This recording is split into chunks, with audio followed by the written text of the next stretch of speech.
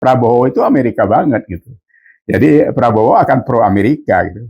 Nah, ini sebenarnya kan apa ya? Kalau kita katakan bahwa kita alergi sama Amerika sebenarnya karena berapa kali dia mengobrak-abrik Indonesia nih, ya. Soekarno itu dihajar oleh Amerika, Soeharto sendiri pun sebenarnya dia ikut campur tangan juga.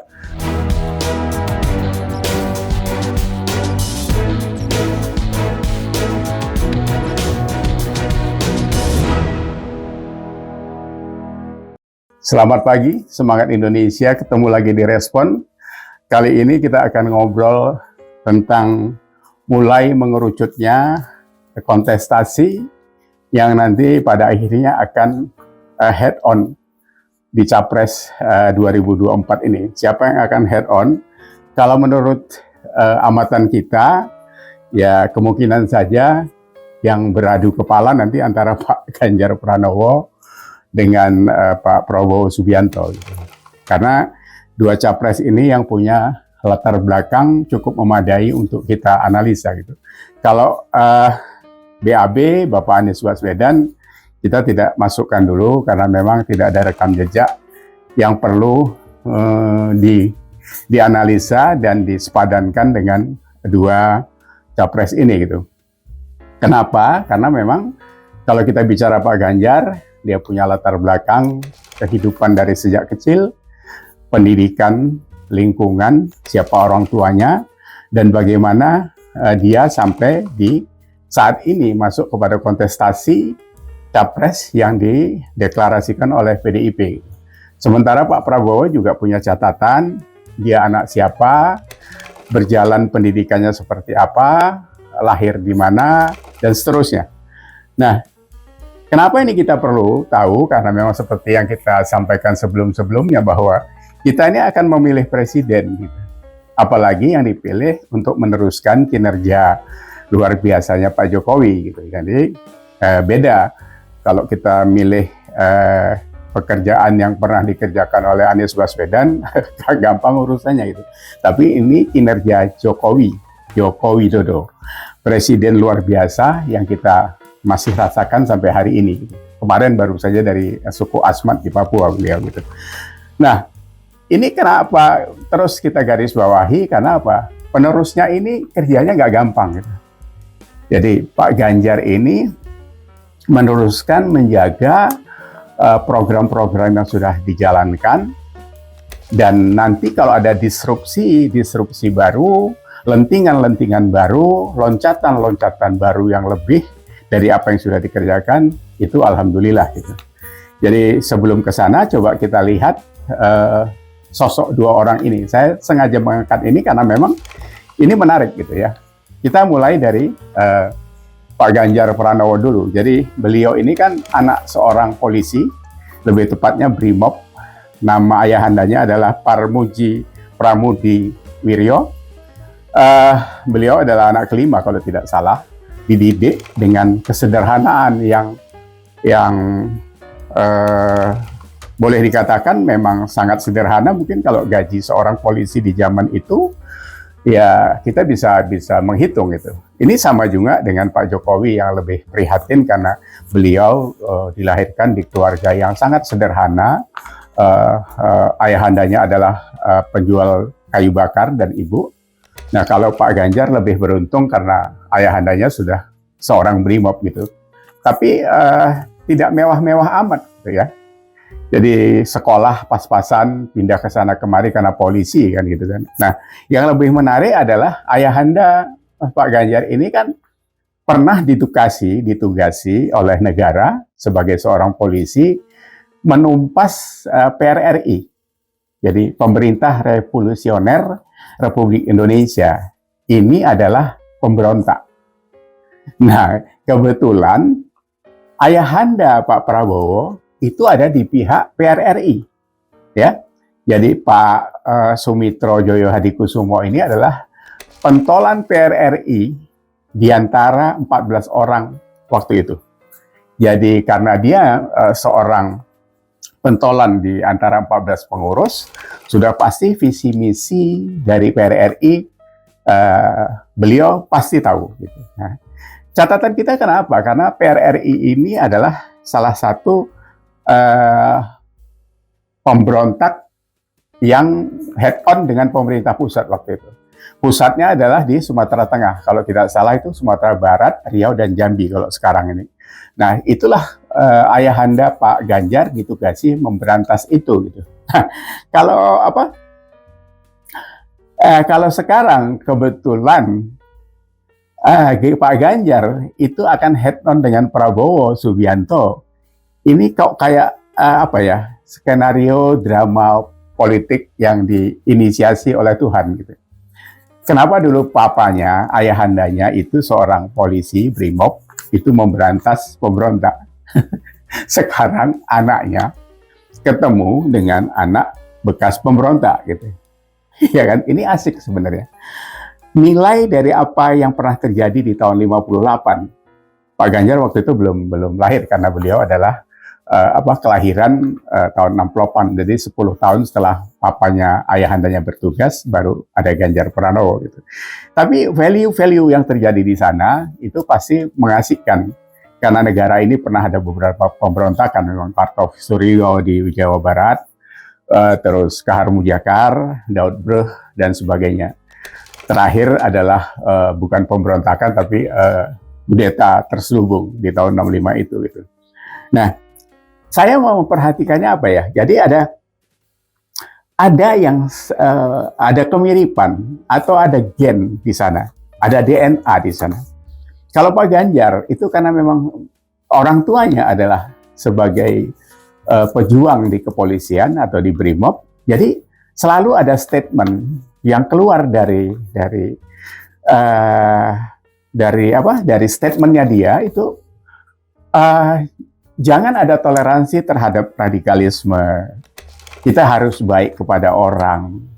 Ada pesan yang terakhir adalah kalau kampanye itu jangan menyakiti, jangan berfitnah, jangan membuat hoax. Itu jelas.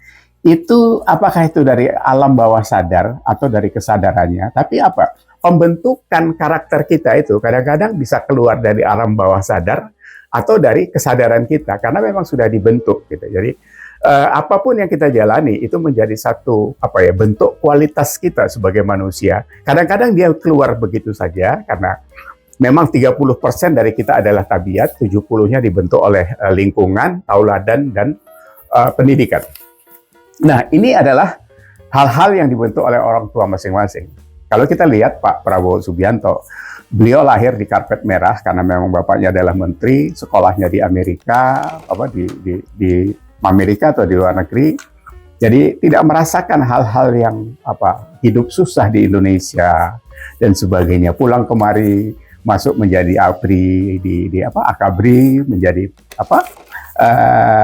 menantunya Pak Harto, dengan jenjang karir menjadi jenderal yang begitu gampang.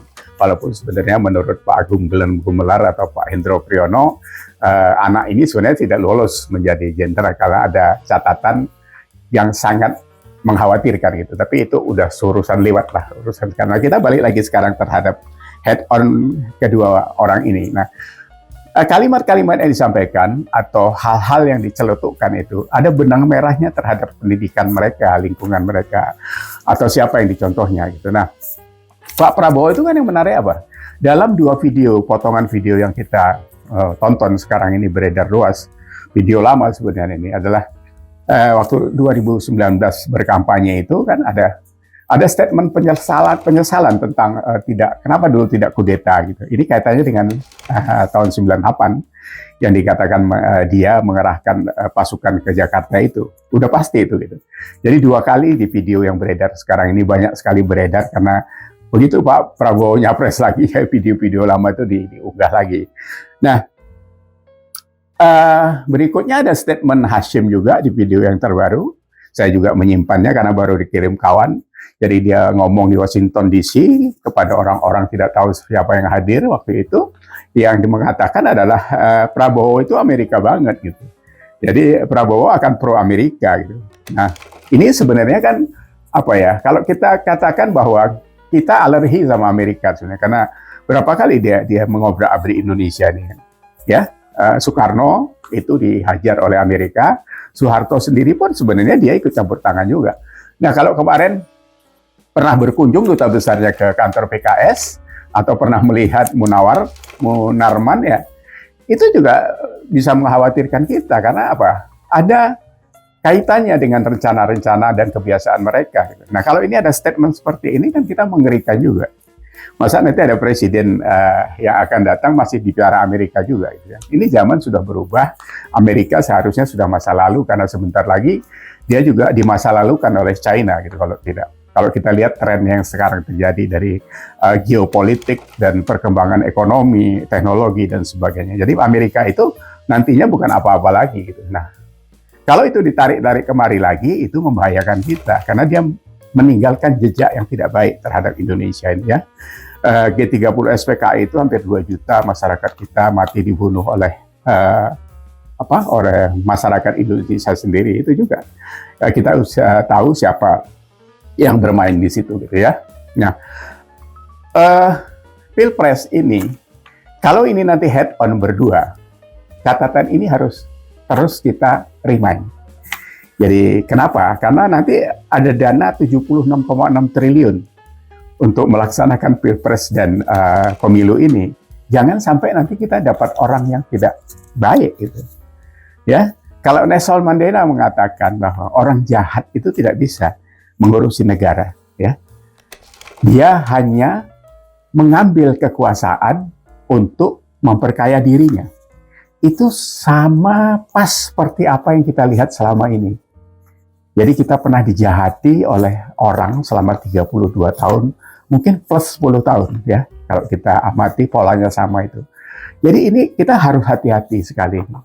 Makanya kita lihat latar belakangnya, siapa dia, dan kemana arahnya. Ini yang penting. Karena kalau tidak, kita nanti bisa salah pilih lagi. Nah, kalau ada kawan-kawan yang pada nyebrang ke sana, ya sudahlah, karena itu mereka cari makan. Saya bilang tadi itu kelas nasi bungkus saja gitu. Kalau kemarin-kemarin dia projo, sekarang jadi brojol, nggak tahu. Karena dengan narasi-narasi apapun itu sudah tidak perlu kita komentari orang-orang yang kelas rendah seperti itu. Masalah mental, bisa dapat sesuatu di sini atau bisa ngerampok di sana, begitu saja. Jadi sekali lagi kita harus kuat mendukung Pak Ganjar karena memang latar belakangnya begitu kuat untuk menjadi pemimpin Indonesia, apalagi sudah di-endorse Pak Jokowi dan sudah diakui bahwa mentor politiknya adalah Pak Jokowi. Ini harus kita sampaikan berkali-kali supaya kita terus aware bahwa Ganjar Pranowo itu sudah disiapkan jauh-jauh hari. Seperti Bang Pandana Baban bilang, dari 2021 dia sudah disiapkan di dalam PDIP, pembicaraan itu begitu intens. Kalau di tengahnya memang ada gangguan, tapi itu cuma usikan-usikan sesaat saja ya. Sekali lagi, kita harus waspada, kita harus menguatkan barisan. Kemarin saya juga sudah dikontak kawan-kawan bahwa kita akan fokus mendukung Pak Ganjar dengan apapun itu usaha kita. Menyuarakannya bisa melalui macam-macam sekarang itu ya, dengan medsos, dengan apa sajalah gitu. Yang penting kita arahnya sama gitu. Jadi kebenaran ini harus tetap ada di Indonesia. Gitu. Demikian respon hari ini. Semoga ini terus bisa kita cerna untuk kebaikan Indonesia. Sehat selalu untuk Indonesia, semangat selalu Indonesia agar anak cucu kita ke depan bisa lebih mapan dan nyaman. Terima kasih.